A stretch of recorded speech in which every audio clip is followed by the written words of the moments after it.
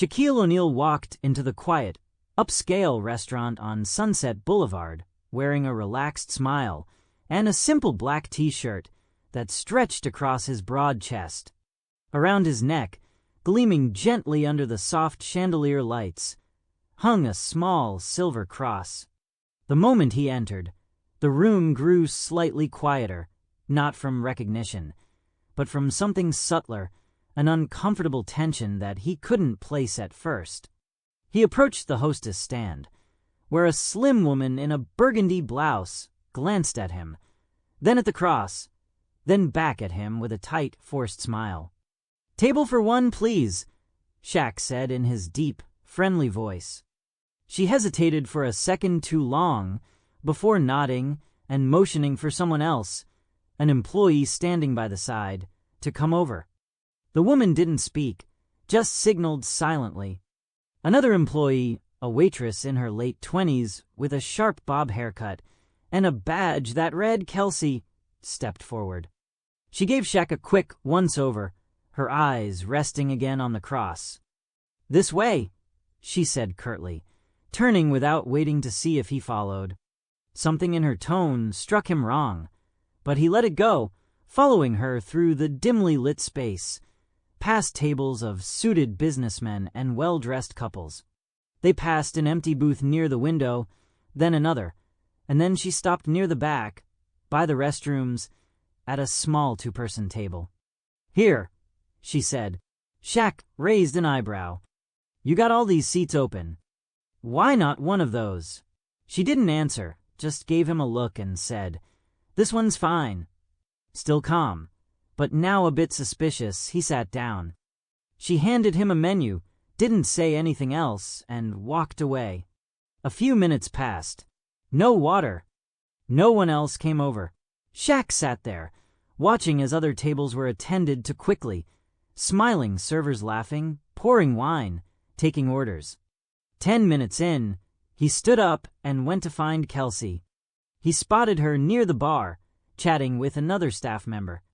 "Excuse me," he said. "I've been sitting back there for a while now. Is someone gonna come take my order?"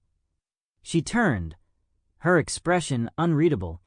"Actually, sir," she said slowly, "you're going to have to leave." There was a pause as Shaq blinked at her. "Come again." She crossed her arms.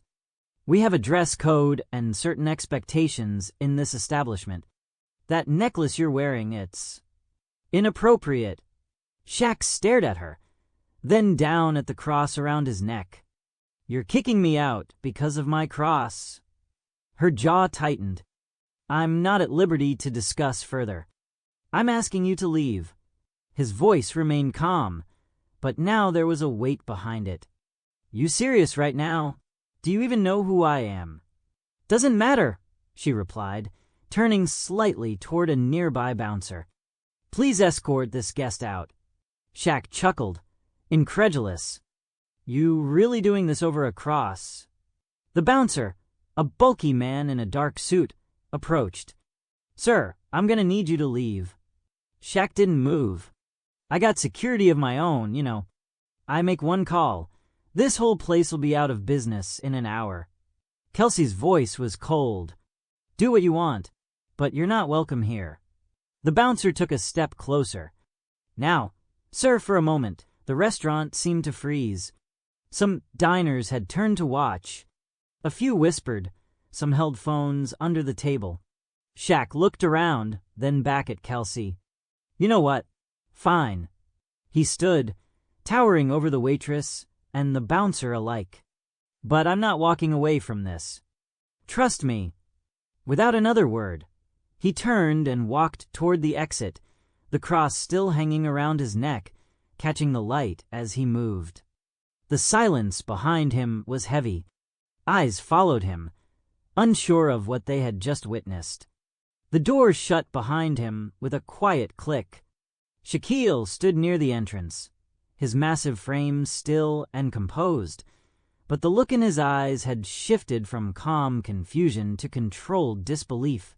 He turned back toward the waitress, Kelsey, his voice low but firm. No, we're not going to just leave it like that," he said, stepping forward slowly. "Tell me exactly why I'm being asked to leave. I want to hear you say it." Kelsey looked up at him with a blank stare, her arms crossed tightly over her chest. "Sir," she said, her tone clipped, "I told you. I'm not discussing this with you any further. You need to exit the premises immediately." Her eyes didn't even flinch.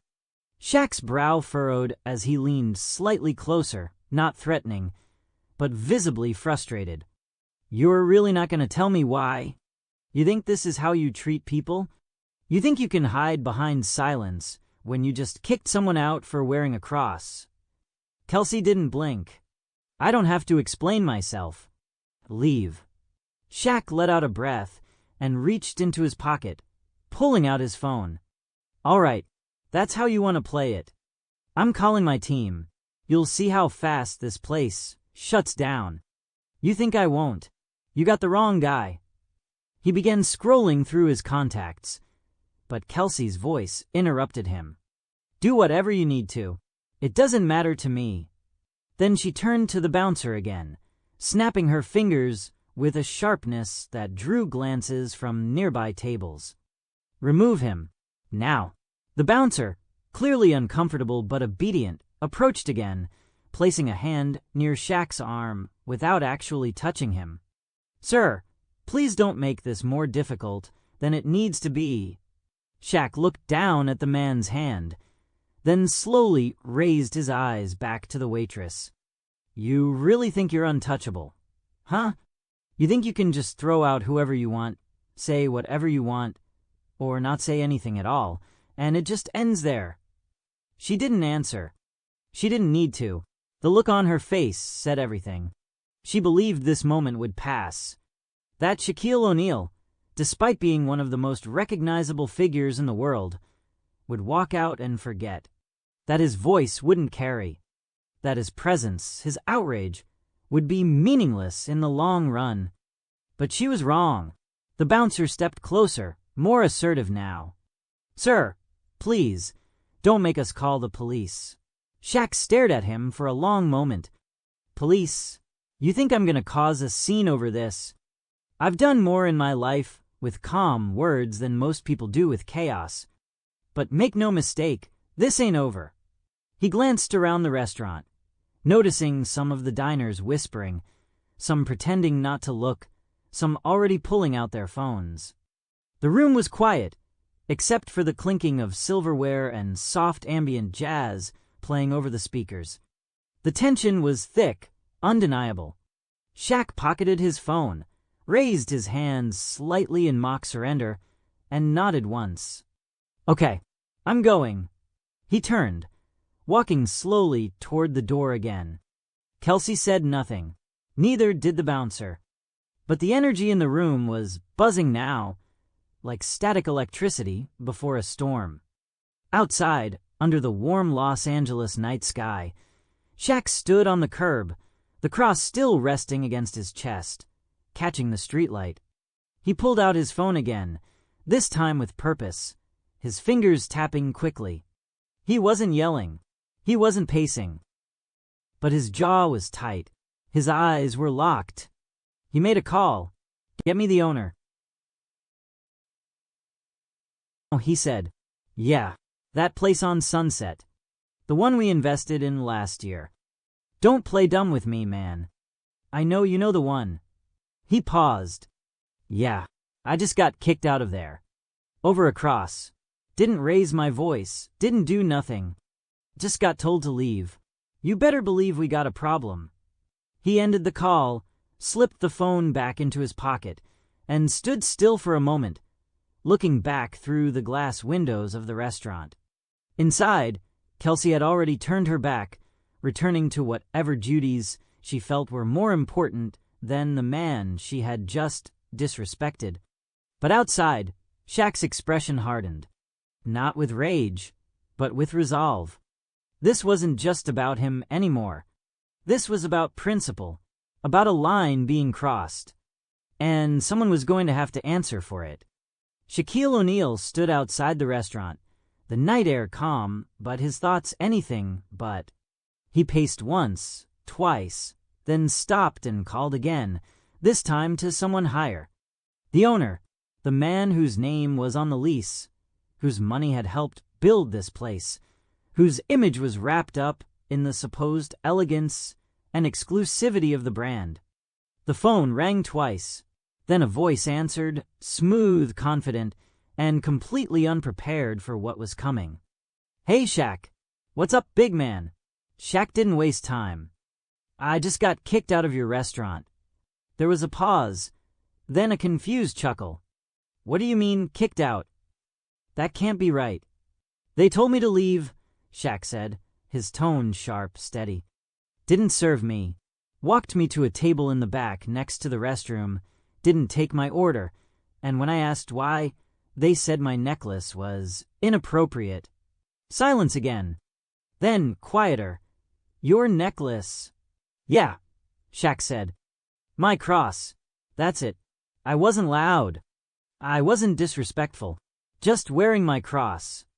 She told me to leave, wouldn't say more, and called security when I said I'd get my team involved.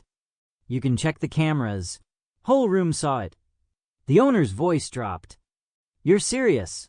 You think I'd call you like this if I wasn't?" Shaq replied. The man cursed under his breath, and then, "I had no idea.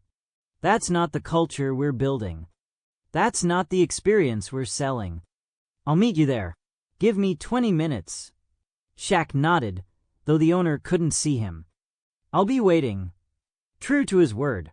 20 minutes later, a sleek black car pulled up outside the restaurant, and out stepped a well-dressed man in his late 40s, his expression already grim. He walked up to Shaq, offered a quick but genuine handshake, and said, "This ends tonight." Together they walked through the glass doors, the owner pushing them open with a sharp motion. The restaurant had quieted again, the buzz returning as people recognized Shaq re-entering, but this time he wasn't alone, and he wasn't playing nice. Kelsey turned from the bar, and the moment she saw them, her entire face shifted. The confidence drained instantly. She stepped forward, already speaking before either of them said a word. "I didn't realize who he was." "I didn't mean—" "Stop," the owner said, holding up a hand. "This isn't about who he is. You think this is about fame? You think we only treat people with decency if they're on TV? This is about how you handled someone who walked into this restaurant and wanted a meal. Nothing more." Kelsey's mouth opened again, but she froze, realizing there was no spin, no salvaging this. Her hands fidgeted in front of her. "I'm sorry. You thought wrong," the owner snapped. "And I don't need people on my team who think like that." He turned slightly. "You're done here." She blinked, taking a step back. "Please. It was a mistake. I didn't. You didn't ask. You didn't speak. You didn't think," he said, cutting her off. "And now you don't work here." The bouncer from earlier approached, unsure of what was happening, but already sensing the tide. The owner looked at him next. "You too. You threw out a guest without asking questions. You stood by and supported this nonsense. You're gone." The bouncer's face tightened, but he said nothing. Kelsey was already near tears, but neither Shaq nor the owner spoke another word to her. She turned and walked toward the back, the silence in the restaurant now absolute. The owner looked at Shaq. "I can't tell you how sorry I am. This is not who we are. This is not who I am. Please, come with me." He led Shaq to a table near the center, under the chandelier, one of the best spots in the house. The staff, now alert and scrambling, moved quickly to set everything perfectly. The owner spoke to the chef himself, then returned to the table. "You'll have the best we've got. And you won't pay a dime." Shaq nodded once, appreciating the gesture, but not smiling. "I respect you for showing up," he said. "Most wouldn't. You deserved respect the second you walked in," the owner replied. Doesn't matter who you are. A bottle of wine appeared. Plates followed. Course after course. Filet mignon, grilled sea bass, roasted vegetables, fresh bread, handmade desserts. Everything prepared flawlessly. Throughout the meal, the owner remained nearby, checking in occasionally, but not hovering, giving Shaq the space to decompress. As the night wore on, the atmosphere slowly returned to normal, but the memory of what had happened lingered like a subtle note in the air. And people noticed. Diners who'd seen it all whispered, took photos from afar, shared what they'd witnessed. Not a celebrity meltdown, not a scandal, but a moment where a man refused to accept disrespect, not with anger, not with violence, but with calm, with clarity, and with consequence. When the meal ended, Shaq stood, shook the owner's hand again, and this time he did smile just slightly. "You made it right," he said. "That matters." The owner nodded, grateful. "I had to. For the place. For you. For everyone." Shaq walked out into the night, full not just from the food, but from the sense that something wrong had been seen, confronted, and corrected. And sometimes that's all anyone really wants, to be seen, to be heard, and to know that when wrong is done, someone will stand up and say, "Not here."